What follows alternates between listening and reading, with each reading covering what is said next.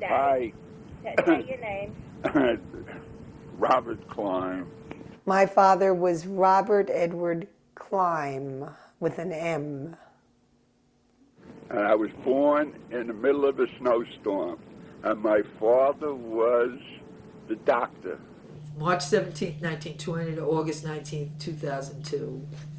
And I know my father was born at 3 in the morning. He told me that he was born in Staten Island. The first thing I'd like to say about my father is that he was terribly handsome. He was even good looking as an older man. Here he is off the USS Logan.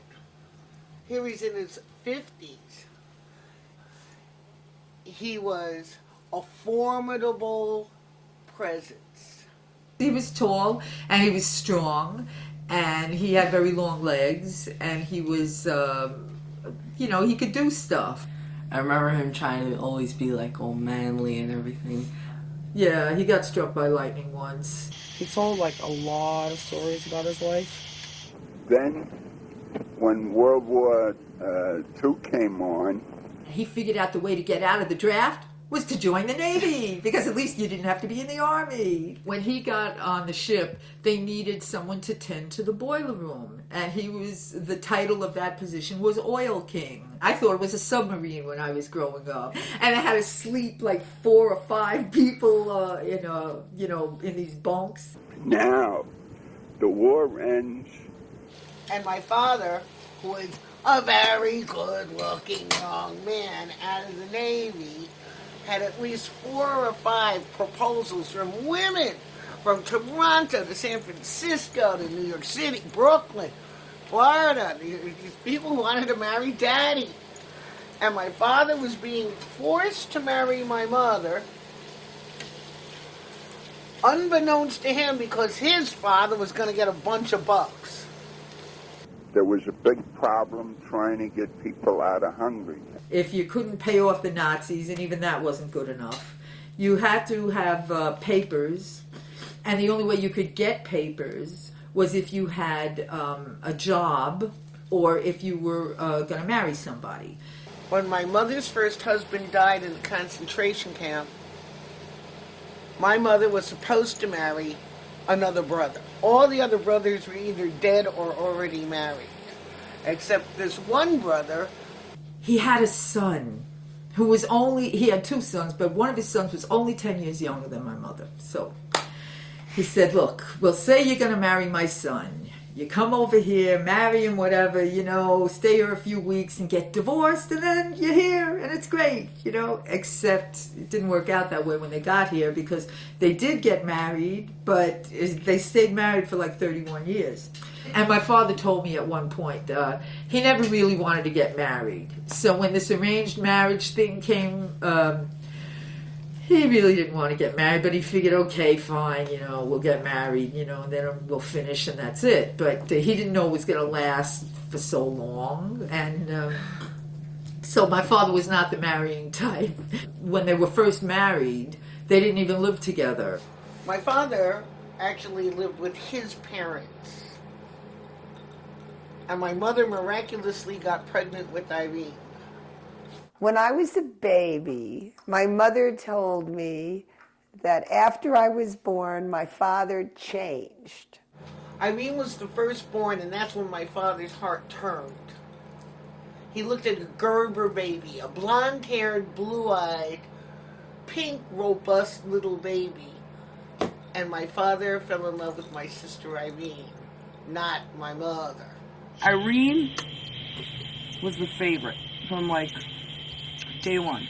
There's really no truth to that comment. Well, Irene was always his favorite. Absolutely. My father's relationship with my mother was horrible. They would scream at each other. They would yell at each other. They were constantly fighting and yelling. In fact, they hated each other. And the way my mother would say, "Nee, mi tasta Amber Chinat," or whatever, I thought Amber meant idiot. So when I called my father an Amber, I called somebody an Amber one time. And then my mother or a friend said, "What are you calling him a man for?" I said, "That means idiot." I didn't know it meant man because my mother was always calling him also Ambad, that man. And it was so funny. My father was a very hard worker. He was a welder, a blue-collar worker, and he spent his whole life working, taking care of his family, and going to the races. My father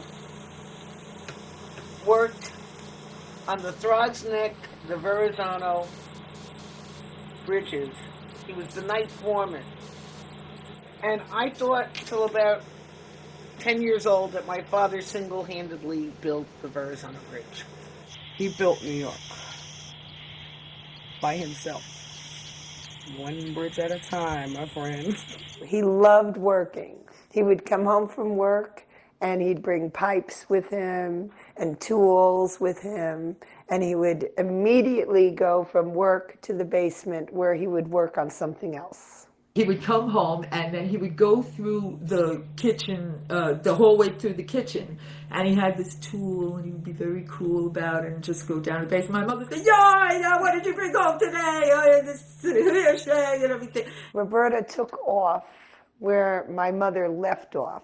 When my mother died, Roberta took my mother's place.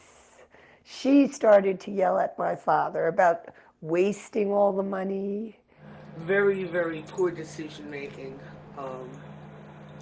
He was into numerology, astrology. He spent all of his money on sweepstakes and horse racing. Grandpa was not addicted to gambling. Boy, did my father have a gambling problem. He had a horrible gambling problem. My grandfather did what he wanted to do. He loved the racetrack. He used to sit down and watch the races all the time, every time I went to his house. Yes, Robert, he had a system, was all had to do with numbers, and if the numbers or the stars were right that day, a certain horse combination would be coming in. He did not gamble his money away. He got $18,000 extra dollars from an asbestos, Whites in Luxembourg, and he claims that I spent all the money. She blew his money. She used to tell him all the time, "Daddy, give me $20. Daddy, give me $50. My father always liked Roberta. He thought she was very, very talented, and he thought she had a good heart. The last day of his life, he made dinner and he went upstairs, and that was it. And I was surprised. He was only 82. That's really not what we expected. I expected him to live to be about 100. I did. I was brokenhearted. It sucked. I believe that the day that he died, he woke up in the morning and didn't know that day was his final day. But I have fonder memories of him. I loved my father, and I feel very lucky to have had him as a father. My father covered for everybody, let's be honest. We all lied, we all cheated, and he would cover. He wouldn't give you up. He was just a good dad. I'm very happy to have had him as a father. I got hurt when I was a real little kid. We had a lot of empty lots all over where we lived. And there was construction, and I fell down this big hole. And my sisters went running back to the house saying, Roberta fell, Roberta hurt, it's hurt. My father came like Tarzan, came down this big excavation, lifted me up, and carried me to safety. We had a great relationship. We used to go to the track and